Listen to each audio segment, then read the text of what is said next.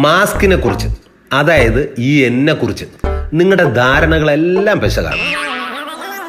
എനിക്ക് ഈ കൊറോണ വൈറസിനെ പിടിച്ച് തല്ലിക്കൊല്ലാനോ ചെവിക്ക് പിടിച്ച് പുറത്തു കളയാനോ ഒന്നും പറ്റില്ല.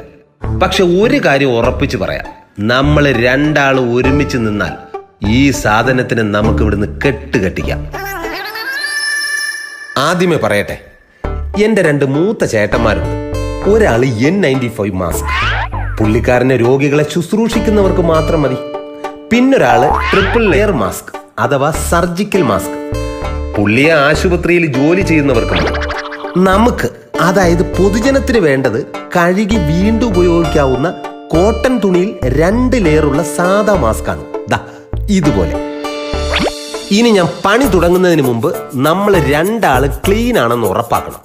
സോപ്പും വെള്ളവും ഉപയോഗിച്ച് 20 സെക്കൻഡ് നേരമെങ്കിലും കൈകൾ നല്ല വെടുപ്പായി കഴുകണം.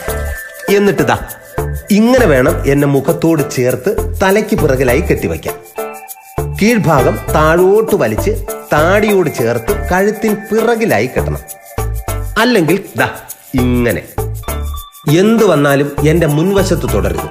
കാരണം എന്റെ ജോലിയിൽ വേറെ ആരും ഇടപെടുന്നത് എനിക്ക് തീരെ ഇഷ്ടമല്ല. ഞാൻ കഷ്ടപ്പെട്ട് പിടിച്ച വൈറസുകളെ വേറെ ആരും അങ്ങനെ ഫ്രീ ആയിട്ട് കൊണ്ടുപോകണ്ട, അത്ര തന്നെ. മാക്സിമം ഒരു 6 മണിക്കൂർ, അതിൽ കൂടുതൽ എന്നെ ഉപയോഗിക്കുകയേ വേണ്ട. എന്നെ അഴിച്ചു മാറ്റുമ്പോൾ വള്ളിയിൽ മാത്രം തൊട്ടാൽ മതി. ആദ്യം താഴെയുള്ള കെട്ടാണ് അഴിക്കേണ്ടത്, പിന്നെ മുകളിലത്തേത്. എന്നിട്ട് ചൂടുവെള്ളത്തിൽ സോപ്പിട്ട് കഴുകി നന്നായി വെയിലത്ത് ഉണക്കണം. നല്ല വെയിൽ കിട്ടിയില്ലെങ്കിൽ ഇസ്ത്രിയിട്ട് 5 മിനിറ്റെങ്കിലും തേച്ചിട്ടേ എന്നെ വീണ്ടും ഉപയോഗിക്കാവൂ. നിങ്ങൾക്ക് വേണ്ടിയല്ലേ, എല്ലാം ഞാൻ സഹിക്കാം. കാരണം മാസ്ക് ഹീറോയാണ്, ഹീറോ.